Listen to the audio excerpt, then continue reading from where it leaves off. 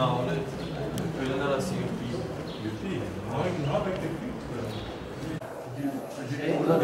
Ben de yeni geldim çünkü. Son ilk seçim. Evet. Bu sizin için daha heyecan verici belki. Ama bizim bölgemizin normalleşmesi için biz daha heyecan verici görüyoruz. Biz neticede insanlar bir araya gelecek, dayanışma içinde olacak.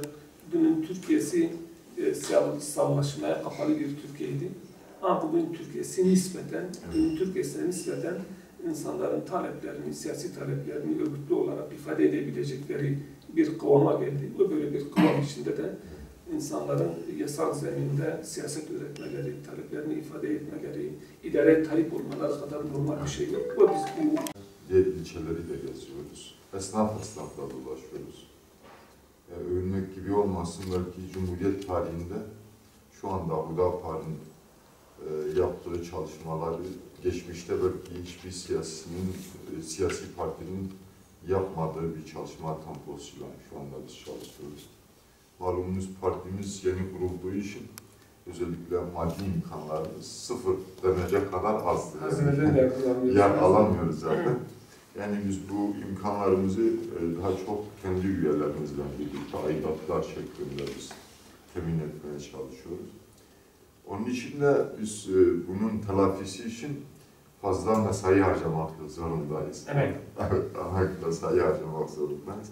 Başkanımızla beraber ilçe dolaşıyoruz. Zaten artık buradaki parti üyelerimiz de esnafları, evleri, mahalleleri bir ziyaret ediyorlar ve şu ana kadar yaklaşık 20 bin esnafı ziyaret ettik değil mi başkanım? Evet. Mardin, Çapa'da 20 bin esnafı ziyaret ettik. Hatta biz seçimlerin son 15 gününde bunları bir kere daha ziyaret etmeyi düşünüyoruz, fırsat olursa. Tabii toplum, yani genel izlenimlerimiz, şimdi geri kalmış bazı ilçelerimiz vardır. Mesela Dargeçit, Savur, başka ilçeler. Onların talepleri daha çok maddi alanlar. Yani o geri kalmışların izadesi için taleplerde bulunuyor. Mesela diyor, yıllardır her gelen bize hiçbir şey getirmedi, hizmet yapmadı. Talepleri biraz farklıdır. Ama büyük ilçelerin talepleri onlardan daha farklıdır. Mesela Midyat, Kızıltepe, Nusaybin, yarın gideceğiz inşallah. Gitmedik daha Nusaybin'e. Mardin. Daha çok insanlar şunu dile getiriyorlar. Yani seçeceğimiz idareci doğru olsun diyorlar. Dürüstlükten şikayet ediyorlar. Biz de diyoruz inşallah ilkelerimizi anlattıkça, ki biz bunu parti programımızda da belirtmişiz. İlkelerimizi anlattıkça insanların da hoşuna gidiyor. Tabii seçimdir, belli olmaz. Hani sandıktan ne çıkar biz de bilemiyoruz. Hudapar olarak aslında kurulduğumuz günden bu yana il başkanımız aynı zamanda partimizin genel kurucusudur. Yani genel idare kurulunda da yer alıyor. Şimdi biz dedik diğer siyasi partilerin yaptıklarını biz yapmayacağız. Hatta dedik siyasete yeni şeyler getireceğiz. Yeni söylemler, yeni eylemler getireceğiz. Bu da toplumda çok garip karşılanıyor.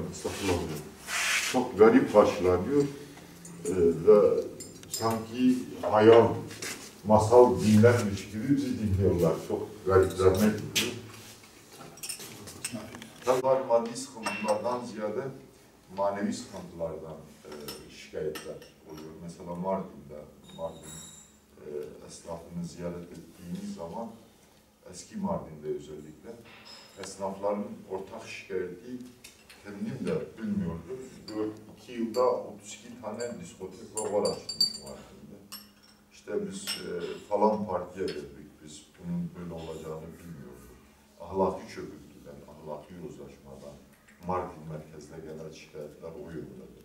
Kızıltepe yine hakeza, Midyat hakeza.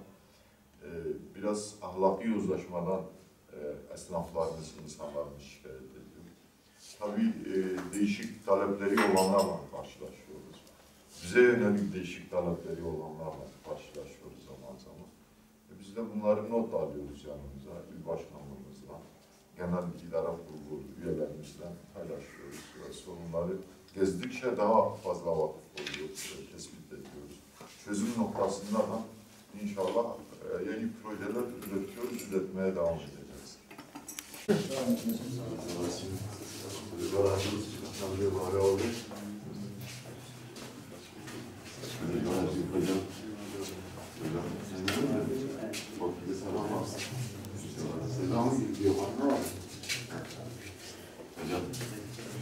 Hocam aşağı inmemize gerek yok. Hocam aşağı eğitim sizin var mı?